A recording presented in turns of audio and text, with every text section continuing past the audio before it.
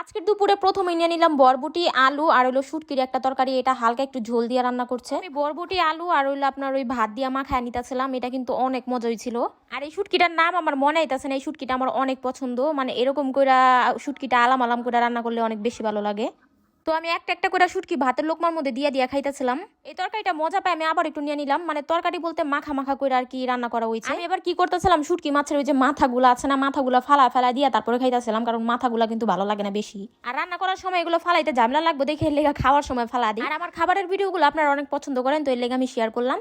তো যাই হোক, তারপরে আমি নিয়ে নিলাম ইলিশ মাছের একটা তরকারি। তরকারিটা কাঁচকলা আর আলু দিয়ে রান্না করা হয়েছে। আর আজকের এই তরকারিটা কিন্তু আমি রান্না করছি। আনকমন সবজির তরকারি কিন্তু আমার কাছে অনেক ভালো লাগে। কাঁচকলার তরকারিটা খাইতে কে কে পছন্দ করেন অবশ্যই কিন্তু কমেন্ট করে জানাইবেন। তো ভাতটা মাখায় আমি আবার একটু লেবু নিয়ে নিলাম, লেবুর লগে একটু ভালো লাগে বেশি। আর ইলিশ মাছটা হইলো আমার প্রিয় মাছ, মানে যতই কাটা থাক যাই থাক আমি ইলিশ মাছ খামুই। ইলিশ মাছের কাটা বাঁচতে ঝামেলা, কিন্তু খাইতে কিন্তু অনেক মজা।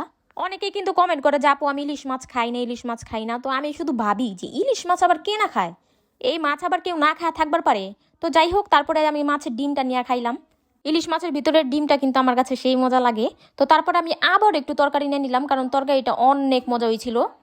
ওই যে কইলাম এরকম আনকমন সবজির তরকারি আমার কাছে অনেক ভালো লাগে, তার মধ্যে যদি আবার একটু লেবু দিয়া খাই, ওহো, তাহলে তো কোনো কথাই নাই। তো একেবারে শেষে আমি নিয়ে নিলাম ডাল। আর এই ডালটা আমার আম্মু রান্না করছে। আমার আম্মু সবসময় কি করে, পেঁয়াজ আর রসুন বেশি করে দিয়া তারপরে রান্না করে, মানে বাগারের মধ্যে পেঁয়াজ রসুনটা একটু বেশি দেয়। আর আমি কি করি, ডাল লেবু ছাড়া খাই না, তো লেবু দিয়া ডাল দিয়া খাই, আমার কাছে সেই মজা লাগে।